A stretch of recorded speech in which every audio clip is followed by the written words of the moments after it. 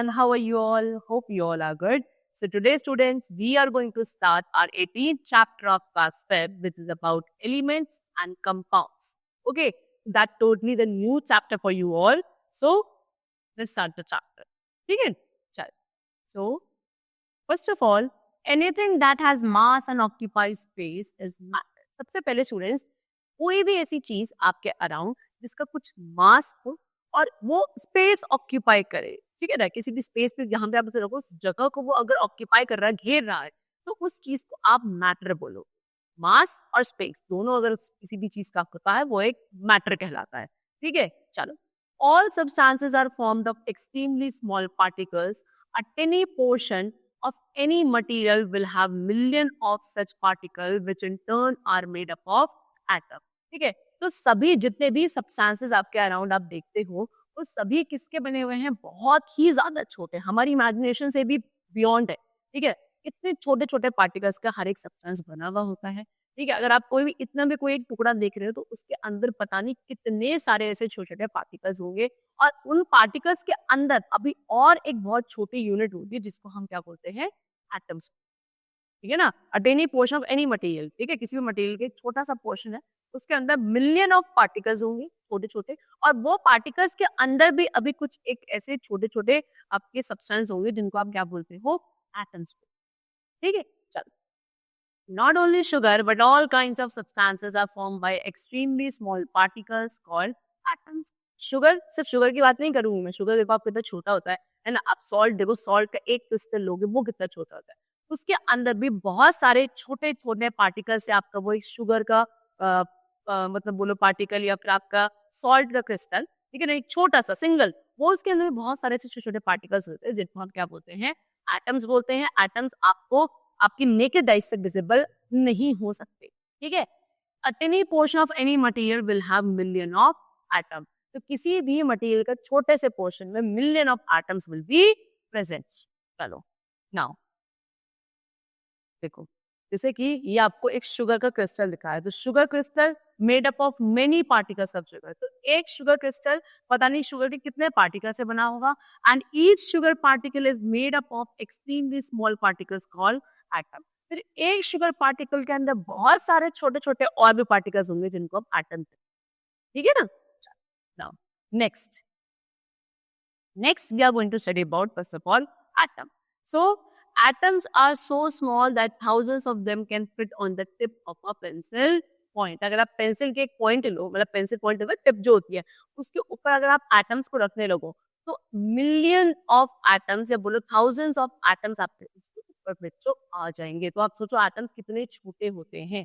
ठीक है, उसके अलावा not only man-made things like a needle or a car, but even the dust floating in the air, dew drops that settle on the grass, blue waves of the oceans, germs that cause diseases, and the mighty sun are made up of atoms. सिर्फ man-made चीजों की बात नहीं हो रही यहाँ पे, जितने भी नेचुरल चीजें आपको मैंने बताई, आपका सन हो गया, मून हो गया, ठीक है, आपके वाटर वेपर के पार्टिकल्स हो गए, और आप जो मतलब वो ओस देखते हो, ड्यू देखते हो ग्रासेस के ऊपर, ठीक है, इसके अलावा जो डस्ट हमारे एयर में फ्लोट कर रही है, सभी चीजें all around us is made up of atoms. Now next we come to elements. What are elements? A substance that is made up of a single type of atom is called an element. अब ऐसे substance जो सिर्फ single type of element single type of atom के बने हैं, ऐसे substance, कोई भी सब्सटेंस, हमें पता है हर एक सब्सटेंस एटम्स का बना हुआ है, तो लेकिन ऐसा सब्सटेंस जो सिर्फ सिंगल टाइप ऑफ एटम हो, जिसमें एक ही तरीके के एटम्स हो, उस सब्सटेंस को हम लोग क्या बोलते हैं, एलिमेंट बोलते हैं. इसके अलावा oxygen, chlorine, gold, hydrogen and carbon are examples of element. तो आपका ऑक्सीजन हो गया, क्लोरीन, गोल्ड, हाइड्रोजन, ये आप कुछ एग्जांपल्स दे रखे हैं एलिमेंट्स के. Some elements like iron, gold, silver and copper are metals, while some like carbon, oxygen and nitrogen are not metals. तो अब एलिमेंट्स बहुत सारे टाइप्स के होते हैं. ठीक है, उसमें से आपके कुछ मेटल्स हैं, कुछ नॉन मेटल्स हैं. मेटल्स कैसे होते हैं, आप एग्जांपल दे, आयरन, गोल्ड, सिल्वर, ठीक है, सोडियम, पोटेशियम, बहुत सारे होते हैं, कॉपर, जिंक, लेड.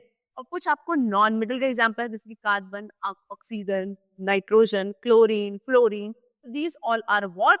आपके नॉन मेटल्स हो सकते हो आप.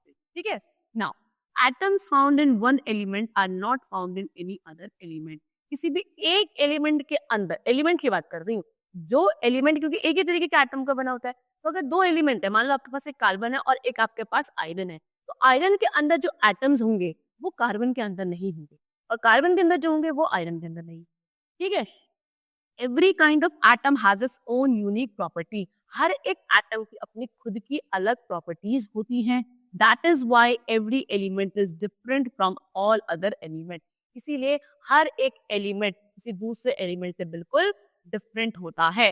For example silver element is different from other element. तो सिल्वर एलिमेंट की अगर आप बात करोगे तो सिल्वर एलिमेंट किसी दूसरे एलिमेंट से बिल्कुल डिफरेंट होगा क्योंकि उसके अंदर जो एटम्स है उसकी अलग प्रॉपर्टीज है और कोई दूसरे एलिमेंट में जो एटम्स होंगे उसकी प्रॉपर्टीज डिफरेंट होंगी।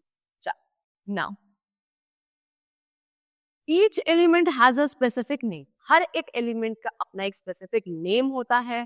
The International Union of Pure and Applied Chemistry which is IUPAC approves name of element. Since there are large number of elements, it is easy to refer to them by symbols rather than use their full names all the time. तो मैंने आपको बताया हर एक element का अपना एक specific name होता है। हमारे पास एक इंटरनेशनल ऑर्गेनाइजेशन है जिसका नाम है international Union of Pure and Applied Chemistry which is IUPAC। ठीक है, एक ऐसी ऑर्गेनाइजेशन है जिसका क्या काम है कि जितने भी एलिमेंट्स आज तक हैं या नए आगे बनेंगे कभी, ठीक है, डिस्कवरी होगी, तो उनके नेम, सिंबल, प्रॉपर्टीज सबको अप्रूवल देने का काम इसी ऑर्गेनाइजेशन का होता है। ठीक है, अब क्योंकि इतने सारे एलिमेंट्स हैं, सबके नाम याद रखना या सब हर वक्त उनके नाम से उनको बुलाना थोड़ा सा कॉम्प्लेक्स हो जाता है, तो क्या दे दिया जाता है, उनको सिंबल्स दे दिए जाते हैं। ठीक है ना, तो उनके सिंबल से हम उनको क्या पहचान सकते हैं या उनको प्रोनाउंस कर सकते हैं। जैसे कि देखो आपको कुछ एलिमेंट्स और सिंबल्स यहाँ पे गिवन है।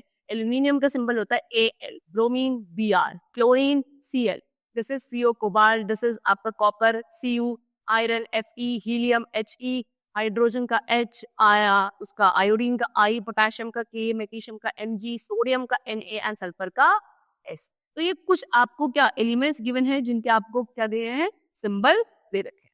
Now next, most elements are obtain from nature. बहुत सारे ऐसे एलिमेंट्स हैं जो हमको नेचर से मिले हैं। There are 92 naturally occurring element. तो नेचर से जो हमको मिले हैं एलिमेंट्स वो कितने हैं, 92। Only a few can be made in the laboratory by scientist. बहुत ही कम ऐसे एलिमेंट्स हैं जिनको हम लेबोरेटरीज में साइंटिस्ट बना सकते हैं। Most man made elements can only be made in very small quantities. और जो मैन मेड एलिमेंट्स है वो भी बहुत ही कम क्वांटिटीज में बनाए जाते हैं। Now next is molecule. Molecule के बारे में पढ़ते हैं।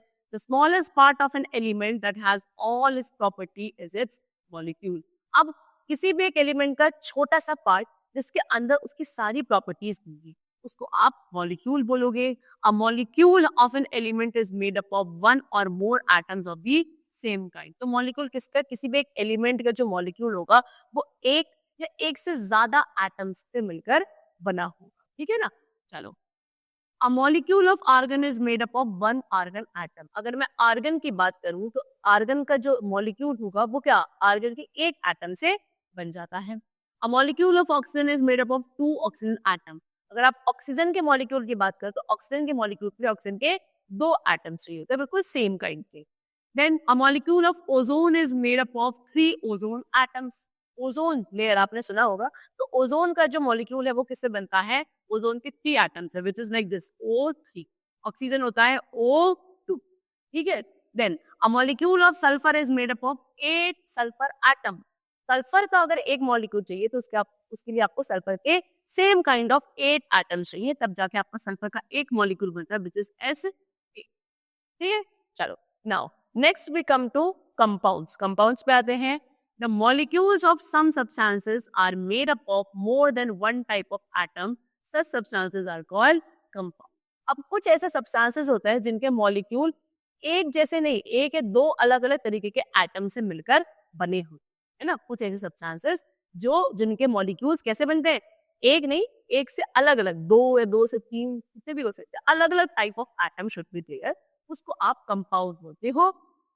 Water is a compound. Water क्या है, कंपाउंड है। वाटर का जो फॉर्मूला होता है बच्चों वो होता है H2O।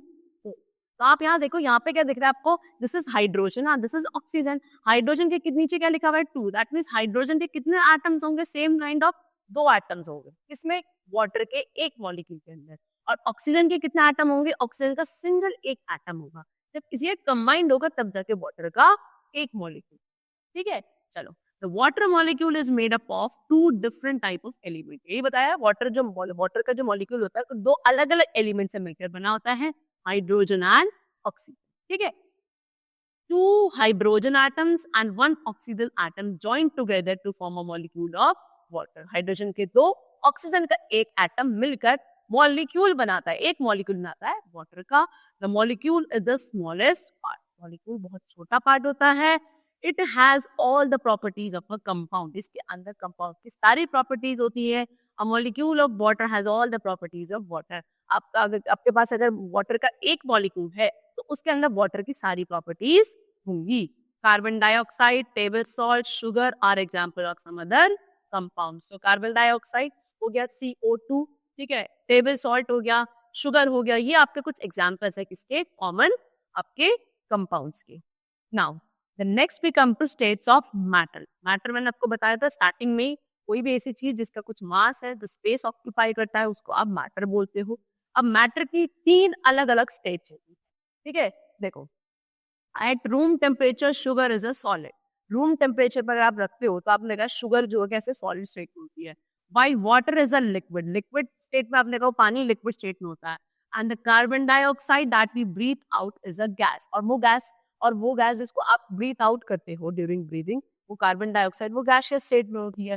तो every substance is either a solid or a liquid और अ गैस। तो हमने क्या ऑब्जर्व किया कि हमारे अराउंड जितने भी सब्सटेंसेस होते हैं वो या तो सॉलिड हो सकता है, या लिक्विड हो सकते हैं, या गैसियस फॉर्म में हो सकते हैं। Solid, liquid and gases are the 3 states of matter. तो यही 3 आपकी स्टेट्स होती है मैटर की, सॉलिड, लिक्विड एंड गैसेस। चलो, तो what decide the state of the substance. तो अब किस सब्सटेंस की कैसी स्टेट होगी, ये कैसे डिसाइड होता है, ये हमें पढ़ना है। देखो, you have learn that every substance is made up of molecule, है ना, अभी पढ़ा कि हर एक सब्सटेंस मॉलिक्यूल का बना है। It is the arrangement of molecules that decide the state of the matter of the state of the substance. तो अब ये जो मॉलिक्यूल्स हैं, ये किस तरीके से अरेंज्ड हैं, ये डिसाइड करेगा कि उस सब्सटेंस की स्टेट क्या होगी। जैसे कि ये देखो, आपको ये दिख रहा है कि भाई ये कोई मैटर के अंदर क्या है, बहुत सारे पार्टिकल्स है, बहुत सारे मॉलिक्यूल्स है। अब ये मॉलिक्यूल्स कैसे अरेंज हैं, है ना, वो डिसाइड करेगा। देखो, when the molecules are closely packed together, the substance is in the solid state. जब ये molecules बहुत ही closely packed होते हैं, बिल्कुल भी space नहीं होता बीच में, tightly packed होते हैं, अंदर arranged होते हैं, तब आपका वो object है, वो substance किस state का होता है? Solid state का होता है। Like this, देखो बिल्कुल भी space नहीं है, tightly packed। ठीक है, चलो next। When the distance between the molecule increases, the substance melts and changes into a liquid. जब इन molecules के बीच का जो distance है वो थोड़ा सा बढ़ने लगे, यानी कि distance आ जाए, तो आपका वो substance melt होने लगता है और फिर किस state में आ जाता है? liquid state में। Like देखो, उसमें बिल्कुल tightly पैक्ड है, यहाँ पे आपको थोड़ा बहुत space देखो दिख रहा है। ठीक है, चलो। The last, when the molecules are far away from each other, they are in the gaseous state. और जब molecules क्या है, बहुत ज्यादा दूर दूर पे, काफी अच्छा खासा डिस्टेंस है उनके बीच में, तब आपका वो कौन सी स्टेट मानी जाती है? गैसियस स्टेट मानी जाती है। लाइक देखो, पार्टिकल्स के बीच में कितना अच्छा खासा स्पेस है, तो ये गैसियस स्टेट। ठीक है, तो the chapter is completed over here. Hope you all understood it well. Thank you.